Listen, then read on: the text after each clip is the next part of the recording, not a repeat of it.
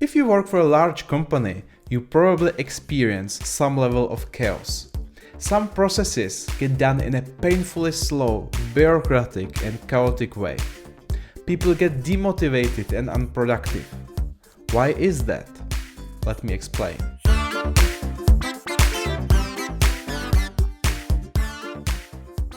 Based on my work on process innovation projects in my clients, I identified 6 main issues that cause this.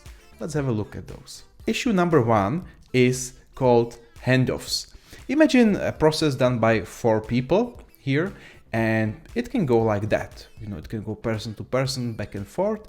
There could be a reason for that. There is a division of labor, but every time a process comes from one person to the next or from one department to the next, there is a risk of miscommunication, delay, confusion, and mistakes. So the more handoffs your process makes, the more slow and ineffective it is.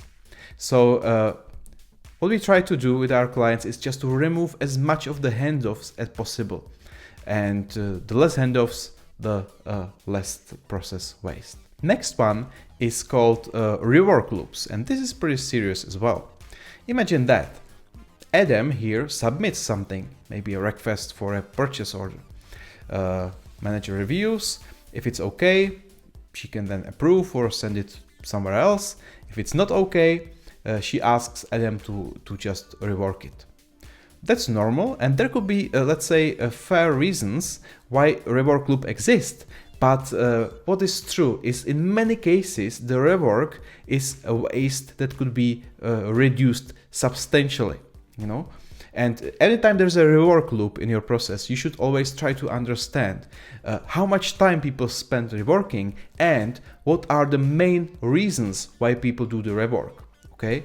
Maybe you'll find out that the instructions are not clear, or people are not trained, people don't understand what they're supposed to do.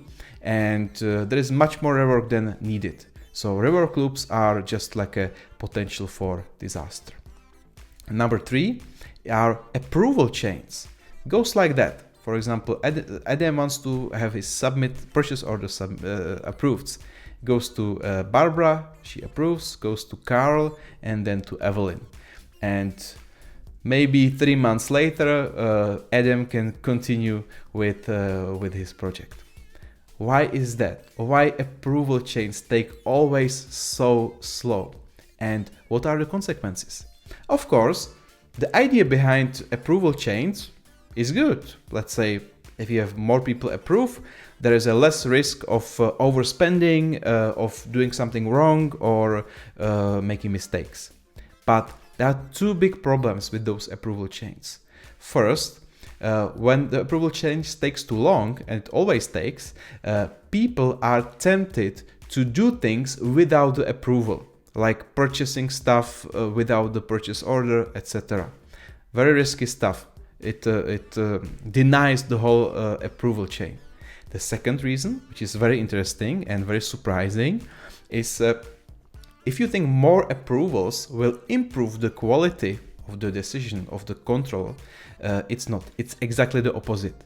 The evidence shows the more people approve something, the lower quality of the approval process there is.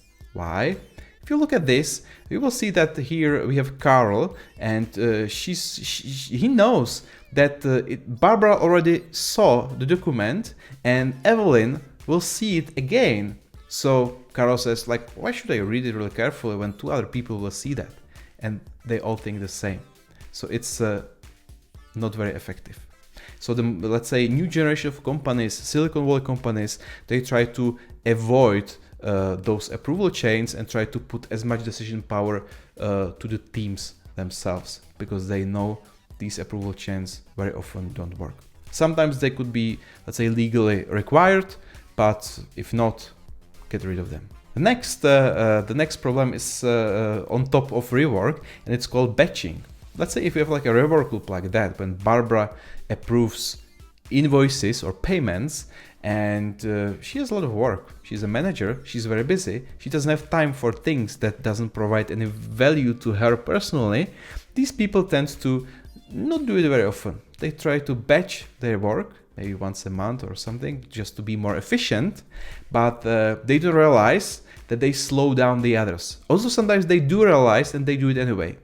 So there is a risky thing, and if you see batching, you should push your manager to avoid it, or what is even better strategy is make it easier for the managers to do the reviews, to do the approvals. For example, by developing easy approval software or other similar solutions. Manual steps is the next one, and let me tell you what happens to me all the time. I'm a freelancer and I work for large Fortune 500 companies doing innovation projects and trainings, and when I have a new client, I get this vendor form sent in Excel, and they tell me, please fill in all the information about your company, then please print it, sign it, and scan it and send it back to us. And then probably somebody rewrites it back to their system, which is not very value adding. I was thinking there could be easy solution for that. If there would be a Google form to collect the data, then you can have some Google script if you're on Google, or Power Automate script if you're on Microsoft 365, just to load the data into the system. These things are super easy these days. Of course, I understand the signed copy might be still needed, but people rewriting it, that is a thing that should be a thing of the past. So manual steps, they happen all the time. If it happens to you, do everything you can to push people for automation. Okay, I think millions of hours are wasted every day by people in large companies just doing the manual steps. And number 6 is lacking visibility. Imagine a process of, let's say, doing a proposal for a customer or an offer for a customer. And it goes like that, there is some rework loop, it goes by email between those two guys, then there's some information given orally, email again, and phone information to Evelyn, let's say the director. And the problem with these processes, if it's everything done by email, orally, or by Slack or whatever, is that there is no visibility. That means you don't know at each moment where it is. So if Evelyn tries to find out, where is my client proposal, she needs to chase down all the people in the process and find out who's working on it at the moment, which is very time consuming, not very lean. Also, if there's no visibility, people are more tempted to, let's say, delay those things or not to do them properly.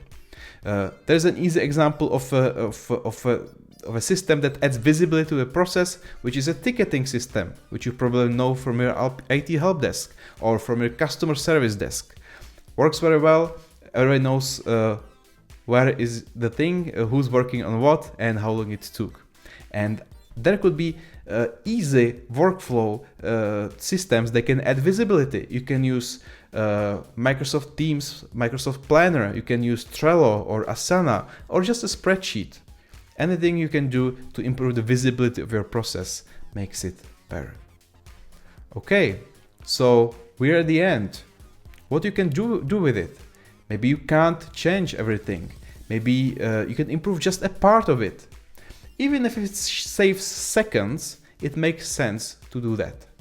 If you want to know more how lean process innovation works, check out my other videos on this channel, for example, 8 types of waste or the snowball effect, where I talk about how small change can have a significant impact as it rolls down the hill and gets bigger and bigger. So bureaucracy is optional. It emerges spontaneously. You can fight it and reduce it. Less bureaucracy means less chaos and routine work, more time for meaningful work. You will get results, and people with meaningful work and results experience joy of work and fulfillment in life. So I wish you enjoy the work that you do at your job, and thanks for watching, and don't forget to subscribe.